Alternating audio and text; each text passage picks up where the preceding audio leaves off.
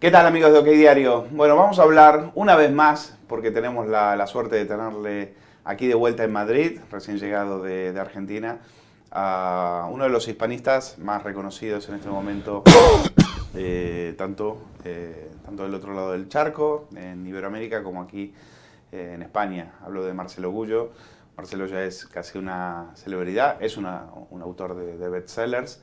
Ustedes seguramente ya le han oído hablar de él por dos obras que han marcado un antes y un después en la historiografía oficial en lo que tenía que ver con la conquista de América y sobre todo con la batalla contra la leyenda negra, que son Madre Patria y Lo que América le debe a España. Dos libros fundamentales para entender el legado de España en aquellas tierras, y más en un tiempo donde hasta hay ministros de cultura que se dedican precisamente a contar mentiras, a creer que aquello fue una invasión, a hablar de colonización y hablar de un montón de mamarrachadas de las que, por suerte, Marcelo se va a encargar de desmontarlas. Marcelo, bienvenido a OK Diario una vez más. Bueno, muchas gracias. Luis, mil gracias por esta invitación. Como vos decís, he cruzado el charco, un charco que es muy grande geográficamente, pero que es un charco muy pequeño desde el punto de vista cultural.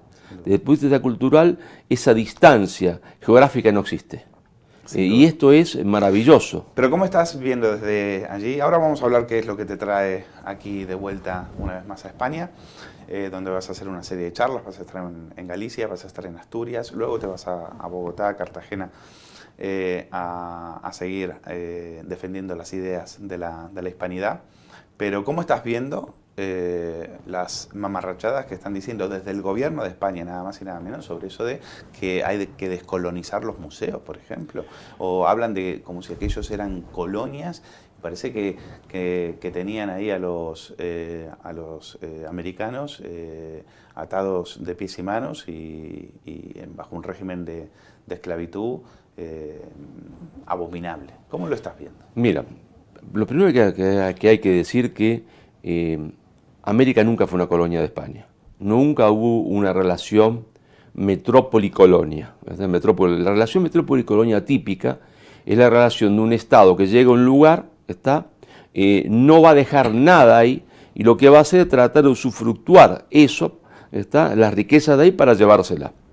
¿Y cómo podemos comprobar históricamente que no hubo relación metrópoli-colonia? Lo que diría cualquiera que no está escuchando, ahora escúchame, bueno, ¿usted cómo lo comprueba eso? Mire, varios puntos. Punto número uno, cuando una metrópoli hace colonias, lo que crea es ciudades en el interior, en la costa, puertos, nunca en el interior. ¿Por qué? Porque está preparada para irse de forma inmediata ante cualquier rebelión. No se aventura a crear ciudades adentro. No piensa a largo plazo. No, el hecho de crear ciudades en el interior es que uno no está ahí para saquear e irse, sino para quedarse.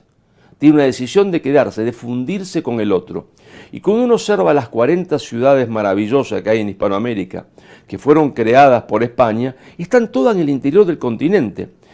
Es cierto, Buenos Aires no está en el interior y Lima tampoco, pero en esa época las principales ciudades no estaban en las costas. Buenos Aires era hasta 1810 una aldea de barro, estaba en el interior. Es decir, empezando por Bogotá, Cali, Quito, Riobamba, Junín, Ayacucho, Cusco, Cochabamba, La Paz, y entrando desde el territorio argentino, San Salvador, Jujuy, Salta y Santiago del Estero, madre de ciudades. Entonces, punto número uno, si vos te fijas, ¿qué hace Inglaterra? Crea ciudades en la costa, nunca se aventura adentro. ¿Qué hace Portugal? Lo mismo. ¿Qué hace Francia? Lo mismo. España, ciudades en el interior, decisión de quedarse. Punto número dos, porque con esto no alcanzaría. El punto número dos es que el colono, cuando hay relación metrópoli-colonia, no se mezcla con el autóctono. Está ahí para irse. Y la decisión extraordinaria de Isabel la Católica dice, cásense españoles con India. ¿Qué quiere decir esto con ella? Que cuando se une el que está con el que llega, no hay relación metrópoli-colonia. Si se casan, tienen hijos y el hijo ya es, se entiende de los dos y se le da la mejor educación posible. Y ahí tenemos el ejemplo del Inca Garcilaso de la Vega, de papá, es soldado español y mamá princesa quechua, hablaba español, hablaba latín y lo escribía en las 3 lenguas. Si se le da al hijo la mejor educación posible. Jefferson también tuvo hijos mestizos con una esclava negra. Pero ¿sabe una cosa? Jefferson nunca reconoció a su hijo, fue siempre esclavo. Era hijo de él, pero fue siempre esclavo. No le importó nada. En cambio, Garcilaso de la Vega, a su hijo le da la mejor educación posible de ese mundo. Entonces ahí vos tenés. Primero está las ciudades. Segundo, el mestizaje. Pero cuando hay relación metrópoli-colonia, yo no me preocupo del otro. ¿Y qué hacen, se entiende, los curitas que llevan allá? Se encuentran con las poblaciones indígenas y dicen, muchachos, ustedes no saben leer ni escribir, no tienen gramática. Bueno, vamos a hacer una cosa. Vamos a pasar sus lenguas a lengua escrita. Vamos a enseñarles a escribir en sus propias lenguas y le vamos a dar una gramática. Por eso la gramática quechua no la hicieron los incas, los quechuas, porque no sabían leer ni escribir. La hicieron los curas, que le dan una gramática que posibilita que pueda haya literatura en quechua. 15 años o 20 años antes que la gramática inglesa y alemana. Lo mismo pasa con el náhuatl en México. Entonces, ahí se ve clarísimo, ¿no es cierto?, que no hay relación metrópoli-colonia. Siempre que digo esto en clase me dicen, profesor, pero está equivocado, pues se llevaron todo el oro de América. Mira, y ahí yo le digo en Argentina, pero podría ser la misma pregunta acá, ¿cuánto paga tu papá de impuestos? Porque a vos te está pagando la universidad tu papá. No, mi papá, el Estado lo expolia. Ah, muy bien. En España, en ese momento de América, solo se llevaba el 20% de lo que se ganaba en América. El resto quedó en América. Y ahí están las iglesias, las catedrales, pero ahí están 33 universidades, o las universidades se hacen sin dinero. Ahí están 33 universidades. Y España siembra universidades. Universidades, iglesias, hospitales. Hospitales, cientos. Está cientos. Muchísimo antes que Harvard está en la Universidad de Lima, ¿no? Entonces me dicen, ay, profesor, pero a ver, porque claro, los alumnos son contradictores porque están formados en la leyenda negra. Me dicen, profesor, pero seguro esas universidades para enseñarles a ser súbditos fácilmente dominables, que consienten todo. Bueno, hijo, le digo, mire, podría ser, pero hay un problema, que tenemos que estudiar qué doctrina política se enseñaba en esas universidades. Y la doctrina política que se enseñaba era la de Suárez, la de la escuela de Suárez, que decía que el poder viene de Dios, eso lo decían todos. Pero ¿qué decían los franceses y los ingleses? El poder viene de Dios y Dios se lo da al rey. Y entonces, minga, el rey no responde ante nadie, porque si el poder me lo da a mí Dios, vos que tenés que decirme a mí nada, yo y Dios, punto. Y en España Suárez dice, no, el poder viene de Dios, Dios se lo da al pueblo, el pueblo al rey. Y si el rey no cumple con el bien común, si con su deber de defender el bien común, el bien de todos, y se convierte en un tirano, entonces el pueblo tiene derecho a la revolución y al tiranicidio, decía Mariana, a asesinar al tirano. Es decir, ¿qué metrópoli va a enseñarle a los colonos que si el rey no gobierna en su beneficio, en beneficio de ellos en América, tienen derecho a sacarlo a patada? Ninguna, por una vía relación metrópoli-colonia. Total. Y ahí vos lo comprobás tranquilamente. Bueno, lo que dice el ministro es producto simplemente de un andamiaje ideológico, destinado... No, de un fanatismo. Sí, pero ideológico. Un fanatismo, y como tal fanatismo, cargado de ignorancia, de prejuicios. Así es. Y de mentiras. Fundamentalmente de mentiras, porque saben que mienten, no es que no sepa que mienten, saben que mienten, que es lo peor. A sabiendas. Bueno, Marcelo, te trae aquí la presentación de una película, Hispanoamérica, la película de José Luis López Linares, en la cual imagino que tú ya tienes un protagonismo, como has tenido también en la otra, en la primera globalización, ¿no? Así es. Y cuéntanos qué nos puedes contar, qué nos puedes adelantar sobre ese material tan necesario en tiempos como estos, en los cuales desde el Gobierno de España, nada más y nada menos, desde el Consejo de Ministros, se echan y se arrojan tantas mentiras sobre lo que fue la conquista de América. Primero que es una película maravillosa. Yo creo que cada español de buena voluntad que la vea se va a emocionar. Segundo, que técnicamente creo que es la mejor película, el mejor documental que ha hecho José Luis López Linares en su vida, que ha hecho muchísimos y de excelente calidad, pero en este creo que es su obra máxima, hasta su obra máxima. En materia de imágenes, pero también en materia emocional y de contenido. José Luis en este documental no se va a dedicar a refutar la leyenda negra, sino a ver qué es Hispanoamérica, que es fruto del encuentro, de un encuentro de amor entre los que estaban y los que llegan. Y eso se va a ver ¿en dónde? Fundamentalmente en la música, en el arte, porque el arte es la expresión de una sociedad y de una persona. Si vos estás atemorizado, ¿cómo haces tu arte? Tu arte va a expresar el terror, va a expresar violencia, va a expresar lo que sentís, el temor. Pero cuando ves un arte maravilloso como es el barroco, cuando ves la música barroca, que es toda alegría, toda alegría, quiere decir que esas poblaciones que estaban ahí, en esos 200 años, estaban alegres, es lo que expresaban, ¿no está? El barroco es la gran filosofía que España lleva a América, ¿está? La gran filosofía que España lleva a América, una filosofía difícil de comprender para el hombre moderno español, porque primaba lo espiritual sobre lo material. Lo espiritual primaba sobre lo material. El hombre no estaba con una ansiedad, como leen los chiquitos en los cuentitos que le hacen en España ahora sobre los conquistadores, obsesionado por hacerse rico. ¿Quería hacerse rico? Sí, claro. ¿Quería tener poder? Claro, porque son dos tendencias naturales del hombre. Pero la misión de España, que tenían los conquistadores en su cabeza, era la misión evangelizadora, el fundirse con el otro, evangelizarlo, y ahí nace una cultura extraordinaria hispanoamericana, el barroco hispanoamericano, y todo eso lo muestra José Luis en la película de forma extraordinaria. Pues vamos a... ¿tenemos fecha de estreno? Sí, el 12. Ahora, el 12 de 12 de abril, abril, en los cines de Madrid y creo que también en otros cines de España. Pues habrá que estar, porque son... ¿Cómo crees ahora, cómo lo estás viendo ahora que llevas años, después de haber pateado el tablero con dos libros tan importantes como Madre Patria y lo que América le debe a España? ¿Cómo ves la idea de hispanidad? ¿De cuánta salud goza la idea de hispanidad a lo largo de estos últimos años? Porque yo recuerdo años en los cuales, pues aquí en España había que hacer muchos esfuerzos para explicarle a los españoles lo que habían dejado y el legado que habían hecho. Tú, Patricio Lons y otros tantos han hecho un gran aporte en nuestro caso de Argentina, pero a través de las redes es una ola que habéis creado y que llega hasta Estados Unidos. Mira, ¿cómo lo ves? La leyenda negra, desde el punto de vista historiográfico, serio, científico, nosotros la hemos destrozado. Es decir, está pulverizada.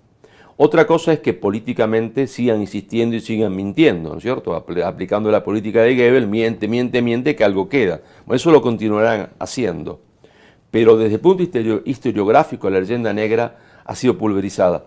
Yo me precio de haber contribuido a eso con 3 obras: Madre Patria, Nada por lo que pedir perdón y Lo que América le debe a España.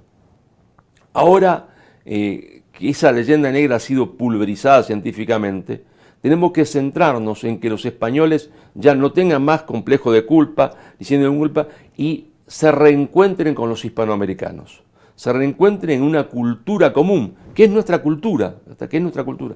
Claro, con diferencias, por supuesto, porque hay asturianos, hay valencianos, hay catalanes, hay vascos, hay gallegos, y hay colombianos, argentinos, chilenos, cada uno con su particularidad que enriquece al conjunto. Es decir, ahora lo que tenemos que rescatar es la cultura más maravillosa del mundo. ¿Por qué? Porque nosotros tenemos un sentimiento de inferioridad. Como los anglosajones se desarrollaron más rápido, y un día podríamos hablar por qué, porque fue en base a la esclavitud, en base a la explotación, pero bueno, eso dejémoslo para otro día. Y entonces nosotros nos quedamos un poco rezagados en materia económica. Ahí nos creó un complejo de inferioridad, como que la otra cultura fuese mejor que la nuestra. Y desde el punto de vista cultural, que se puede decir objetivo, porque el hombre es espíritu y materia, y el hombre es vivencia, y vivencia de relación de amor con su madre, con su esposa, con sus hijos. Nuestra cultura es la cultura más maravillosa de todo Occidente, sin ningún lugar a duda. ¿Incluyes a Portugal y a Brasil también? Sí, lo incluyo a Portugal y Brasil, porque no hay que olvidarse que la Hispania romana abarcaba tanto a lo que hoy es España como lo que es Portugal. Por eso el más grande hombre de la literatura portuguesa, que es Camões, cuando se enojaba, le decía a los castellanos, momentito, le decía a los castellanos, españoles somos todos, castellanos y portugueses, porque españoles somos todos. El Brasil queda incluido junto con Portugal en eso, pero claro, la historia tiene su dinámica, ¿no es cierto? El momento de mayor gloria de la hispanidad es cuando se une la monarquía portuguesa con la monarquía española, con Felipe II en 1580, pero eso tiene un final trágico que es 1640, cuando el duque de Braganza, por orden de los ingleses, se subleva. Era absolutamente impopular la sublevación, el pueblo portugués no quería saber de eso, se subleva y realiza la independencia de Portugal, que fue una operatoria británica. A partir de ese momento, claro, esa nueva élite portuguesa aliada con los ingleses comienza una campaña de odio, de prédica del odio hacia España, pero España eran ellos, sobre el pueblo portugués, y eso causó resquemores, resentimientos, odios, pero en el fondo del pueblo portugués, en lo profundo del pueblo brasileño, está ahí la hispanidad. Mírate, un ejemplo. Vos sabés que yo me gusta el fútbol, me gustan los toros, nunca pero no entiendo. Fútbol. ¿Y cuál es tu equipo? Yo soy un equipo creado por los ingleses, valga la contradicción, que se llama Newell's Old Boys de Rosario, el equipo de Messi. El equipo de Messi. En el último mundial, me manda una foto un amigo que la sacó él, de la favela, de una de las favelas de Brasil. Toda la calle que subía, porque las favelas están arriba, en una montañita, un morro le llaman ellos, ¿no? Es una pequeña colina y vos subís. Bueno, toda la calle que subía a la favela estaba pintada antes de la final con Francia con los colores de la bandera argentina. La vi. Es decir, ahí está lo profundo. Que la rivalidad con Brasil se queda en el fútbol. Claro, ahí está lo profundo del pueblo brasileño. Es un pueblo maravilloso. Después en fútbol, claro, yo quiero que gane siempre Argentina, ¿no? Y yo querrán que gane siempre Brasil, natural. Bueno, eso no tiene nada que ver. Bueno. Es lo de menos. ¿Y con lo de Rosario Central qué hacemos? Eso es un problema. Eso sí que es un problema. Es el equipo rival, como acá Atlético, como Real Madrid, eso es un problema. Bueno, te iba a preguntar también por una idea muy novedosa que te leí hace poco, que tiene que ver con qué hubiese pasado si si Fernando VII hubiese hecho lo mismo que hizo la corona de Portugal en las invasiones napoleónicas, es decir, refugiarse, por ejemplo, en lo que eran las tierras de, por ejemplo, en La Habana o en México, que eran tierras españolas. ¿Qué hubiese pasado? Bueno, yo esto lo he reflexionado varias veces y lo he escrito. No es hacer fantahistoria. Cuando se está por producir la invasión napoleónica al territorio español, todo el mundo sabía que los franceses iban a pasar y se iban a quedar. Los ingleses lo tenían muy claro y los españoles también. Ahí Inglaterra le propone a las dos coronas, a la corona portuguesa y la corona española, trasladarlo a América. No gratis, porque los ingleses gratis nunca hacen nada. Su visa era más sencilla, era el bolsillo, y entonces le querían cobrar... A cambio del libre comercio. El libre comercio. Vale. Una gran discusión en Portugal, ¿no es cierto? Se decía que la reina estaba loca, para mí era la más cuerda de todas, porque cuando todos estaban discutiendo que sí, que se vaya al 10%, que nos quedamos 4, que nos vamos 100, la reina dice, muchacho, acá nos vamos todos. Y ordena que todos tienen que irse. Y una multitud, es decir, toda la nobleza, el ejército portugués, la moneda circulante, el bibliotecario, el director del jardín zoológico, lo cargan en barcos y se va a Río de Janeiro, y el Río se convierte en la capital del imperio portugués. ¿Y el Brasil qué es? Es la América lusitana portuguesa que no se fragmentó. La misma propuesta le hacen a Fernando VII. Trasladarlo para que gobierne desde La Habana, o gobierne desde México, o gobierne de Lima, donde se le ocurra. Lo que hubiese salvado, como salvó al Brasil de la fragmentación territorial. ¿Hubiese habido independencia? Claro, más tarde, porque los ingleses, la presión para la independencia era gigantesca. Pero hubiese sido como esos divorcios alegres, donde los dos se separan, pero que no se odian. Se separan, bueno, por distintos motivos, pero no se tiran platos, no se rompen, no hay discusión por la herencia, y se siguen queriendo a su manera y visitando. Nos hubiésemos separado así, un divorcio amable. Entonces hubo una gran responsabilidad de Fernando VII, porque los ingleses se lo proponen varias veces, aun cuando todavía está preso o semipreso en Francia, porque en realidad él elige estar preso en Francia y no libre en América. Y cuando está preso le dicen, mire que podemos rescatarlo y llevarlo a América. Y eso hubiese cambiado todo. ¿Qué figura más nefasta la de Fernando VII? Eso hubiese cambiado todo. La América española, o mejor dicho, sería más lindo que decir la América española, España americana. La España americana porque era España. Había dos Españas, una España europea y una España americana. Y nos hubiéramos ahorrado el 98 y demás. Todo, y la España americana no se hubiese fragmentado. Y... Te robo un minuto más. Dime. Un día yo le pregunté, para mí el más grande politólogo de Brasil, que fue mi maestro, Hélio Jaguaribe. Le digo, maestro, yo lo trataba así, ¿no? ¿Qué siente el Brasil por Portugal? Y él me miró y me dijo, el Brasil, Marcelo, siente un profundo y sincero agradecimiento.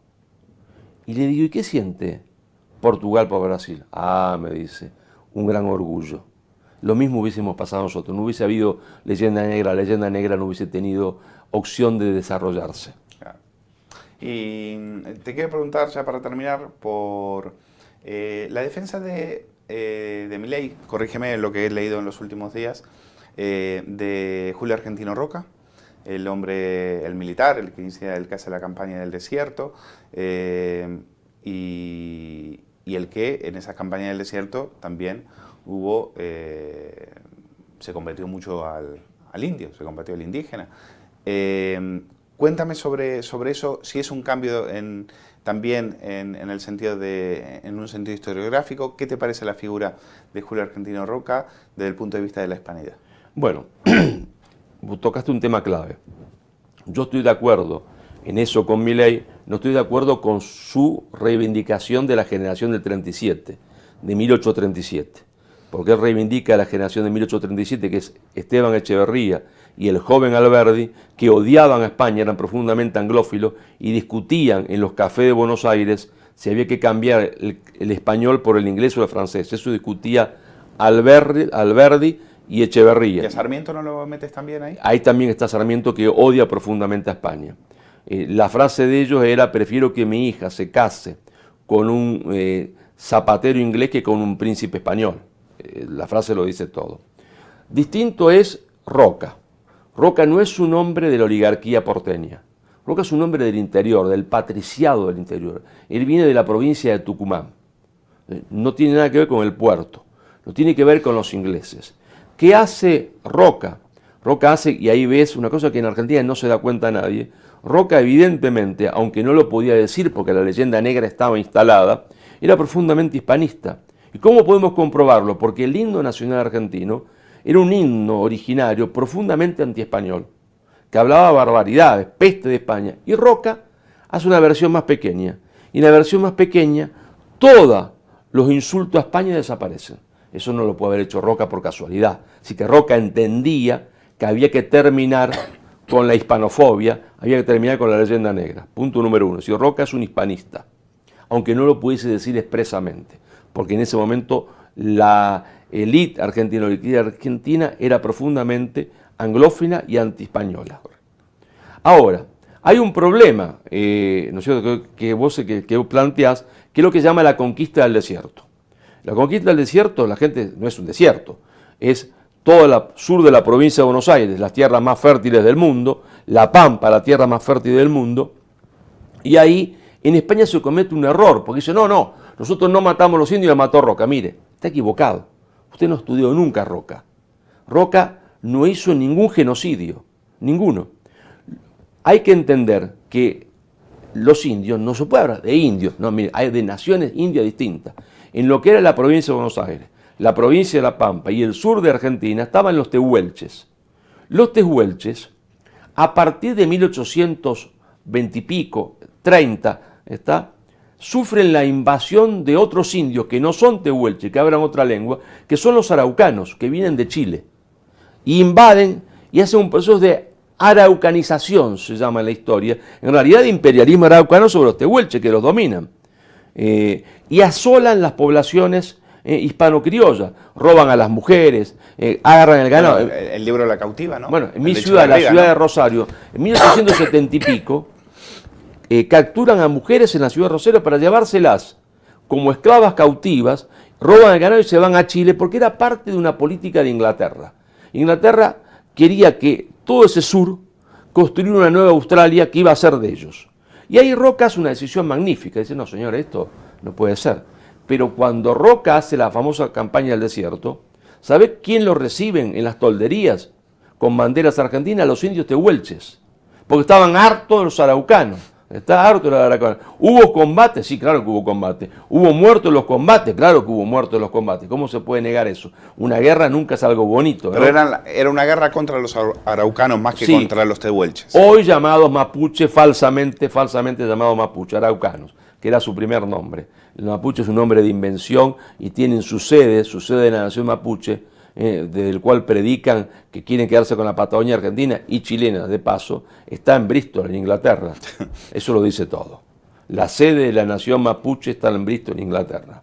Entonces Roca, hay que entenderlo, Roca no es ningún genocida, hay una guerra, en la guerra mueren personas, pero prácticamente no hay muchos combates, prácticamente no hay muchos combates.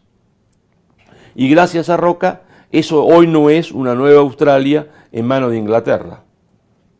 Bueno, pues es muy este debate que tenemos, que quizás es un debate muy argentino y por ahí al público que nos está viendo, a los españoles que nos están viendo, les resulta un poco desconocido o novedoso, pues es verdad que forma parte, es un momento crucial, ¿no? Los últimos 30 años del siglo XIX en Argentina, que deciden mucho de lo que viene todo Luis, después. Después de ahí, hay que decirlo también, vienen los años más prósperos de la Argentina. Así es. Luis, nosotros, los hispanos, nunca hemos hecho genocidio. Atrocidades, peleas entre nosotros, muertes violentas, pero genocidio, es decir, decidir el exterminio del otro porque es un otro, nosotros no lo hemos hecho nunca, porque no está en el ADN hispano eso, hispánico, no está. Eso lo decía Orwell en su libro en homenaje a Cataluña, dice eso, dice que aquí en España no hay posibilidad de que no está, lo dice casi con esas palabras. Nosotros nos en el carácter hispano no hay posibilidad de nosotros nos peleamos entre nosotros, hasta puede haber una guerra civil, cruenta, todo, pero la idea de un genocidio, es decir, voy a exterminar al otro en tanto de otro, manera industrial. No existe, no ha existido nunca, no está dentro de nuestro ADN, no está dentro de nuestro ADN. O sea que, por un lado, aunque sé que no eres muy fan, pero punto a favor de Milei, con el rescate de la figura de Julio Argentino Roca, denostada por el kirchnerismo, ¿no? En ese punto de vista, absolutamente de acuerdo, sí. Perfecto. Y era hora de reivindicar a Roca, porque Roca construye el Estado argentino. Para mí, yo lo que voy a decir es muy polémico, ¿no es cierto?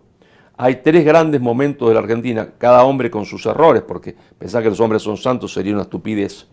El primer gran momento de la Argentina para mí es de un hombre denostado en la historiografía oficial, que es Juan Manuel de Rosas. ¿Por qué? Porque detiene el proyecto de fragmentación territorial de Gran Bretaña.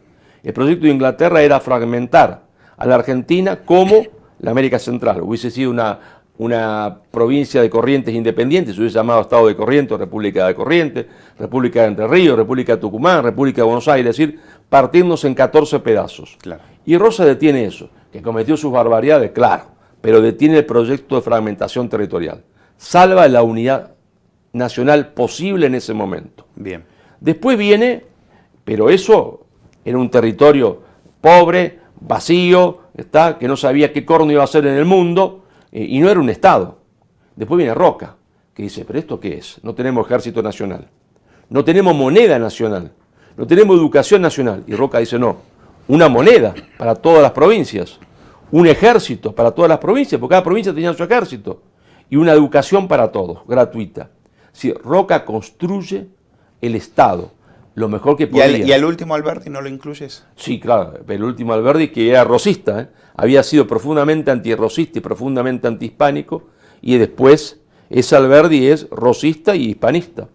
Y después para mí, una cosa que voy a decir que a los españoles a muchos no les gusta, la tercera gran figura es Perón. ¿Por qué? Porque Rosas hace la unidad nacional. Roca, ¿no es cierto?, construye un país próspero en las condiciones que tenía, había que aprovechar las condiciones, es decir, había que aprovechar el trigo y las vacas que estaban ahí y exportarlas y construir un Estado. Pero el Estado, la nación ya había crecido en población y tenía que pasar una nueva etapa, que era la etapa de industrialización. Y muchos se negaban a pasar a esa etapa. Y Perón industrializa a la Argentina, con sus defectos, con sus errores. No hay país en el mundo que sea un país rico, salvo minúsculas ciudades pequeñitas, así que no son estados, que no sea un país industrial.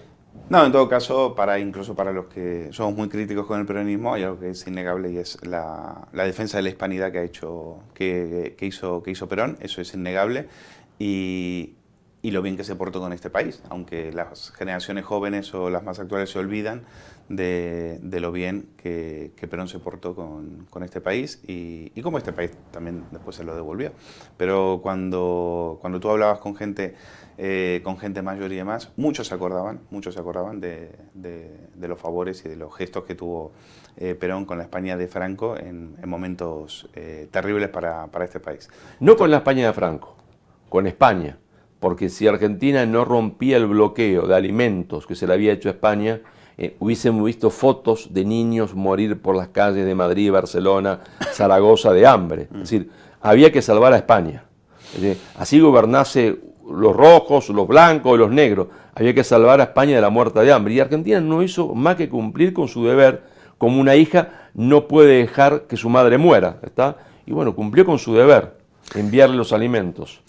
Bueno, Marcelo, lo vamos a dejar aquí. Como siempre, agradecerte que te hayas pasado por aquí, por nuestro periódico, por tu casa, por OK Diario, y desearte muchísima suerte con tu próximo libro, que sabemos que estás trabajando en él, y te pido por favor también, ya es hora de que escribas una historia de Argentina.